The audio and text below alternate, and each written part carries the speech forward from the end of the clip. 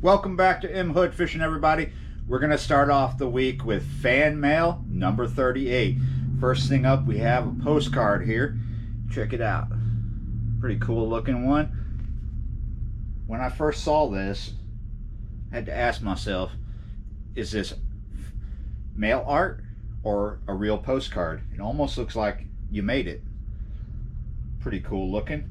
It's got sticks with marshmallows on them. It's got a tent right there. It's got a crab, anchors, steering wheel, sailboat, starfish right here. What else? Campfire right there. Pretty cool looking. Yeah, you're right. You ready? One of my hobbies is geocaching, where people use a GPS or an app on our phone to find hidden containers. I am aware of geocaching. It's been around for a long time now, good while. I enjoy watching your YouTube videos. Well, thank you very much. I'm glad you enjoy them. Some of the places you fish at in your videos, I've been to find a geocache. I have experienced people out doing this while I was fishing, but I gotta be honest, maybe just once or twice I've stumbled on the actual containers they were looking for before they showed up. It's kind of a rare thing. It's not rare to run into geocachers. It's just rare to run into what they're finding before they find it or they show up to tell me about it, right? Very rare. Okay, where did we leave off here? Some of the places you fish at in your videos I've been to find geocache. We've already read that. Maybe one day we will run into each other where you are fishing and I am geocaching. Yeah, it's probably likely because, like I said, it does happen. It hasn't actually happened a lot lately. When I was based in New Orleans, when I lived in the Bywater there in New Orleans, when I lived in the 9th Ward, I would run into geocachers in City Park a lot. I think I've ran into them in other places along Lakeshore Drive, around Lake Pontchartrain. Once I ran into some geocachers at the end of the world. Not in the book Hitchhiker's Guide to the Galaxy, rather where the Industrial Canal meets the Mississippi River on the Bywater side of the canal. Once I ran into some geocachers there. Don't remember much other than that. So yeah, this is from Justin. I hope we get to run into each other one day. All right, guys, let's move on to the next item. It is the biggest item in the room, but it's not taking all the oxygen, not quite yet. This is come to me from Sweetwater. Can you guess what it is?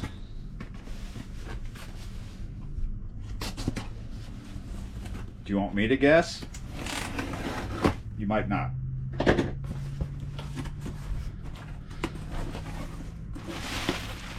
We got that classic bubble wrap from Sweetwater. You just see the smoke to the side. You might not be able to see it real good. Here we go. Ooh, making it smell good up in here today. Oh my goodness, is there a lot in here or is there a lot in here? There's a lot in here. Now, I'll be honest with you. This is not for M Hood Fishing. This is for the boom. M Hood's boom. Yeah, you're right. That channel is slowly coming together. The things I need to make it happen are just trickling in. And I've already got a set that I'm working on, but to truly complete the set, to get it where I want it, I need everything to trickle in. I need everything here. So the new channel is morphing not just into what I told you it is an experimental electronic live stream channel, but there's an idea, a place where I wanted to take that channel in the future. I've decided to do that now in the beginning. So the future idea, which is the idea now, is to give you my complex soundscapes that I love to create and my crazy stories from the past and some other fictional stories. Well, my stories from the past are nonfiction, but I also have crazy fictional stories to tell you. So, more like a weird podcast than a weird live stream, but it's actually both, right? So what is this? This is for the boom. This is a digital multi-effects pedal. Yeah, you're right. It's by Behringer. Behringer makes a lot of your cheaper effects pedals. This is a guitar effects pedal, but believe it or not, you can use a lot of guitar pedals for experimental electronic music and, you know, other things other than guitars. So we have that. And what does this do? Let me tell you. This is a multi-effects pedal. So I'm going to open it up. You can check it out. It looks like a stomp pedal. Now, Behringer makes a lot of cheap pedals, stomp pedals, out of plastic. They're not going to last a long time if you're using them as stomp pedals, you know, using your foot with them, because they're plastic, they're going to break. However, I'm not using my feet, so they're going to last me a long time. But this one is made of metal, I believe. We're going to go ahead and take it out of the plastic. I've used this particular pedal before. It was a while ago, or something exactly like this. So, like I said, it has multi effects. You have flanger, chorus, phaser, delay, tremolo, and pitch shifter. There's a lot here. A lot here. And I believe you can only use one at a time. Could be wrong. I would love to be wrong about that, because I would love to be able to multi-layer these effects with this. But however, that's not that big of an issue for me at the moment. So that is a key pedal right there. Put that right there in a daisy chain somewhere. I save the boxes for my pedals and effect processors and all my synths and stuff like that, because sometimes if you're going to move, it's handy dandy to put them in the box to move. Or if you got to store them long term, they'll last a lot longer. Keep dust away from them. So we're on a trend here. This is a chorus pedal. You remember the multi effects pedal has chorus in it. Well, these are just chorus pedals. We got 2 chorus pedals by Behringer.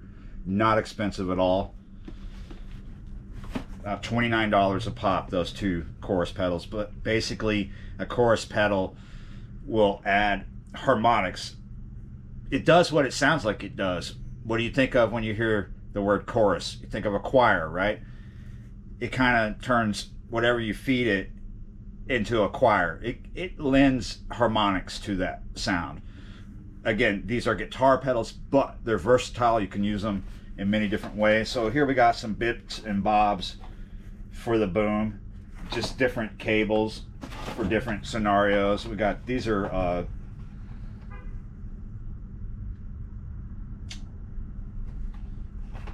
basic balanced cables to go to the mixer. They're 3 foots.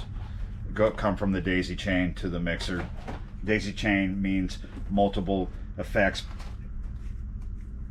chained together by patch cords, like multi effects pedals or processors, synths, CVs, things of that nature. In here we have another pack of balanced cables. These are 1.5 feet for different types of patches.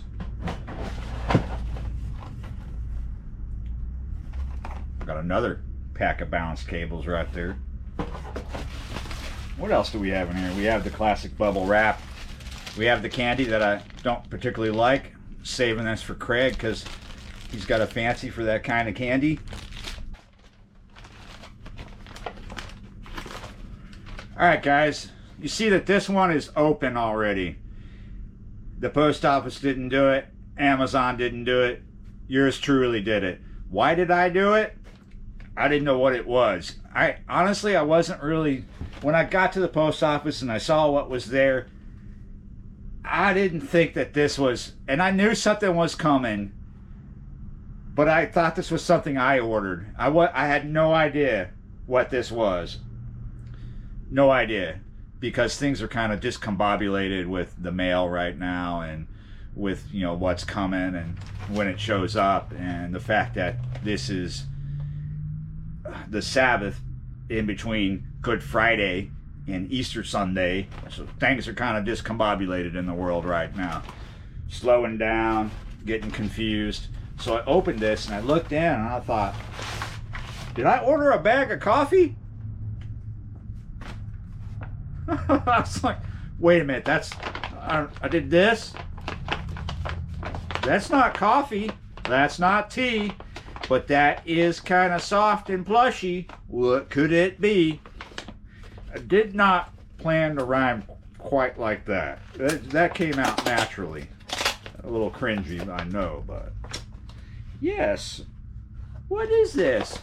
I'm afraid that this is for the boom as well. I know who sent this, and I thank you very much. He has decided to remain anonymous, but you all know who this is. He's not anonymous. Yep. And you know what's going to happen to him? He's going to get cut up. That's what's going to happen to him. Yeah, you're right. Yep. Yep. We're going to throw him over here. Let me show you something. Over here to the side, just laying here until I get it organized, are future projects. Now, this is not so much a circuit bending project.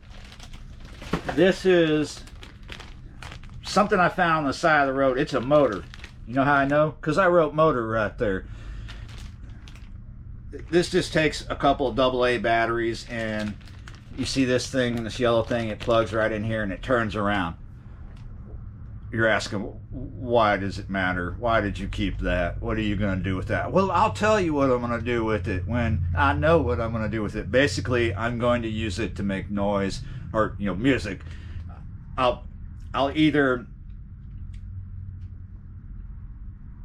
hook it up with something else in a chain, or probably what I'd like to do is manipulate this to where there's armatures on that yellow thing that turns around, like wires, and have them at a certain length depending on what I put it inside of that has resonance.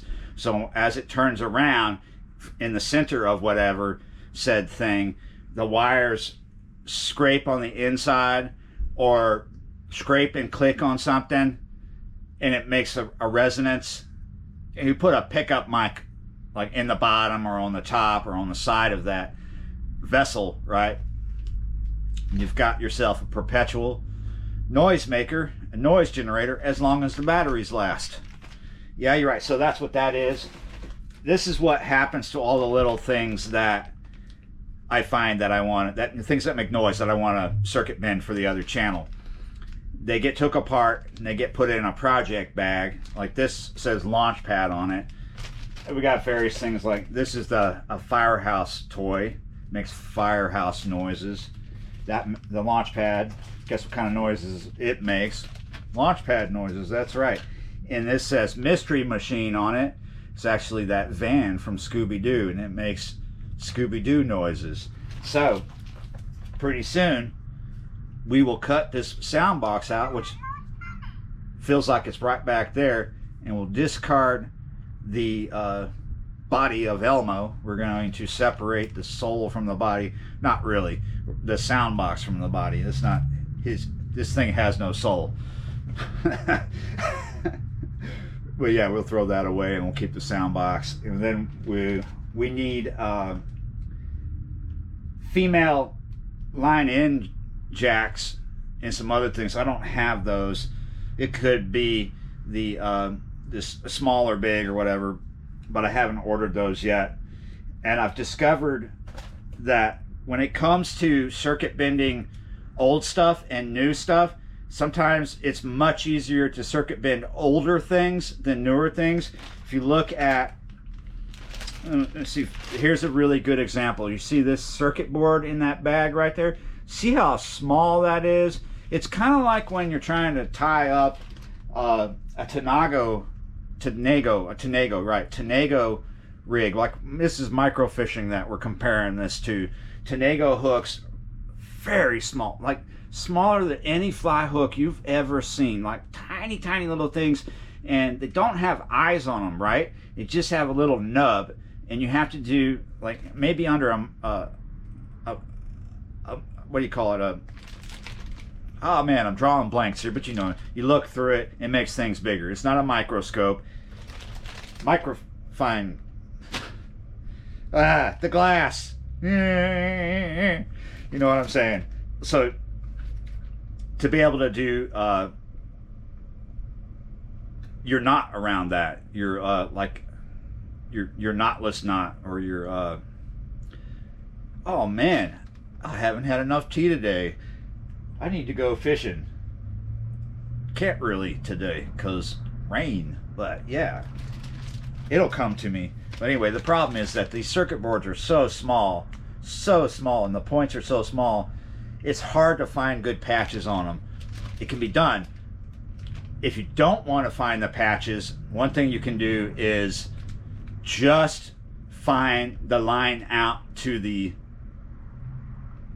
speaker. You can either keep the speaker and patch in on those points a jack, you know, female jack, to where you can bring that sound out into whatever you want to put it in. For me, it would be my mixer. Or you can sever and do a patch, you know, do a splice.